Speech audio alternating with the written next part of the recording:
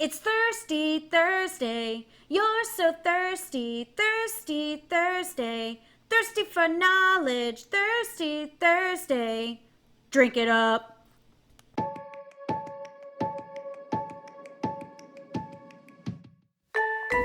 Today's Thirsty Thursday tip is all about time management. Some of you may be living a slower paced life right now, and it seems that you have more time to do things that you never thought you'd be able to do, while others are busier than ever. While it's true that our schedules have been turned upside down, there's one thing that stays the same. There's still only 24 hours in one day. And whether you're working from home or working from the office, we all find ways to fill our days. My first time management tip for you is to create a schedule. Now this schedule will include all of your repetitive tasks, things that you do daily, weekly, monthly, maybe even quarterly or annually. But you want to have a repetitive schedule that your brain just kind of automatically goes through. It's not something you have to think about, it's something that you are prepared for. So any kind of repetitive task will be on the schedule. You should even schedule out blocks of time to return phone calls and emails, to complete customer follow-ups, and even make sure to set time aside for yourself, whether it be reading, exercising, or even doing educational activities. It's important that you schedule time for you, otherwise it won't get done. My second tip for you is to limit your distractions. We have so many distractions as a society, and right now it's even worse because our screen time has increased. We're not just looking at our phones throughout the day, we're not just checking email at various times throughout the day, we're basically on a device constantly during this pandemic. So it's important to understand that you want to make sure you're doing your best to limit your distractions, especially while working. So there's a couple of suggestions that I have for you. First and foremost, turn off notifications, things like social media, even email notifications. Unless you're in a sales position, you want to make sure you get those notifications for those hot leads. So make sure you leave those on. But if you're in a management position, you can block out certain times during the day to check emails, and that way you're not constantly being bombarded or interrupted throughout your day with these notifications. If you know that you're going to check your email at 8, 10, 2, and 4, then between those time periods, you should be fine, and you can communicate with your team members. Hey, if you need me between these times, don't send it in an email. Call me so that we can talk about it immediately.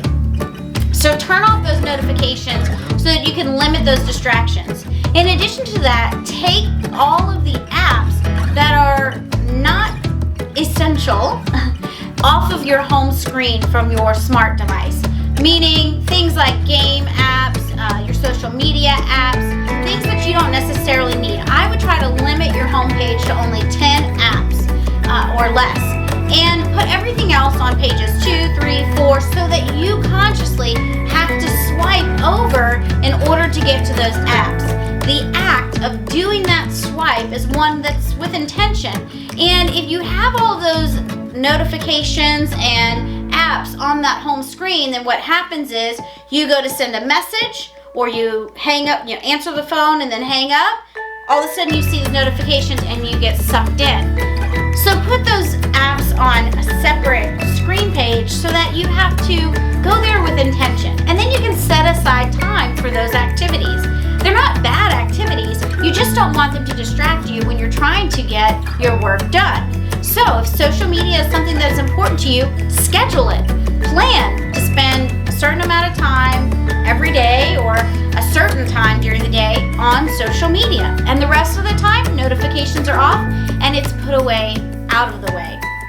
One other thing that you can do to limit your distractions when it comes to computer devices is any kind of pop-ups or home screens that are distracting. I know sometimes things even like Skype or some of the other platforms that we might actually be using right now, they start up automatically with our computers, and then all of a sudden we're engaged with who's actually on right now, and We get sucked into it unnecessarily. So those are types of the things that don't necessarily need to start right when your computer or tablet start up. And so you can turn those off until you actually get ready to use them.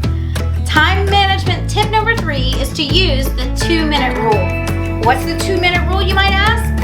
That's if something is going to take you 2 minutes or less to get it done, do it immediately.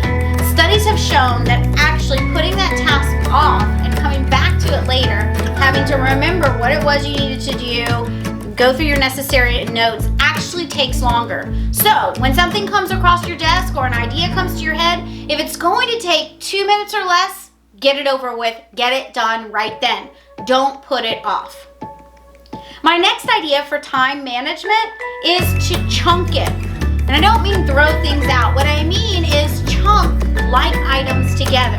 If you're in a really creative space and you have a couple of different creative projects to do, chunk them together so that while you're in that creative space, you can actually achieve more.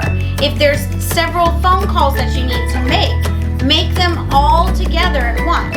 That's why I suggest actually scheduling callbacks rather than returning phone calls immediately, unless you're in a sales position.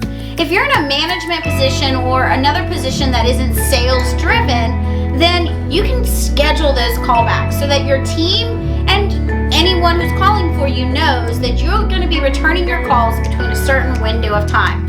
This allows you to not worry about that situation until that given time, and it opens up the rest of your day for the other tasks at hand.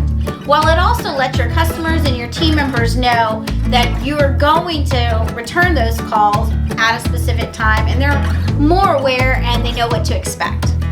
My next time management tip is to be like Elsa and let it go. Yeah, let it go. Let somebody else handle it. We need to be better delegators, especially as leaders. And so it's important that we understand not only that delegation is necessary for our productivity, but delegation is a great management tool that helps engage our team members and empower them to learn and grow as future leaders. And my final time management tip for you is to use a timer. Use a timer for everything. Let's say you're working on a really rough project. Set that timer for 50 minutes and just work on it for that amount of time, and then give yourself a break. Set your timer for detractors. Things like social media. If you decide, hey, I'm going to do some social media updates, that's great. They're part of business and it needs to be done. But what happens? We always get sucked in while we're doing our updates, and 3 hours later, all we've done was browse through Facebook. So set a timer. I'm only going to work on these updates for the next 30 minutes. And after that 30 minutes is up, move on. Also, things that kind of just are draining of your energy. Maybe it's reports or tasks that you have to complete on a regular basis, but they're just kind of daunting to you.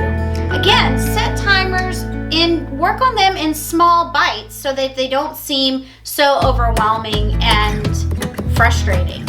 And then finally, use timers for coworkers. Do you have a coworker who just won't shut up? Well, next time they come to you, just say, all I have is 5 minutes. I can give you 5 minutes.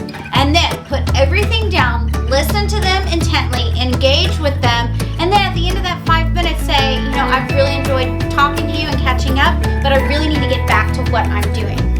Being very specific and stringent with your time is key to managing it. And if you manage your time well, even though there's no more than 24 hours in a day, somehow you get more done.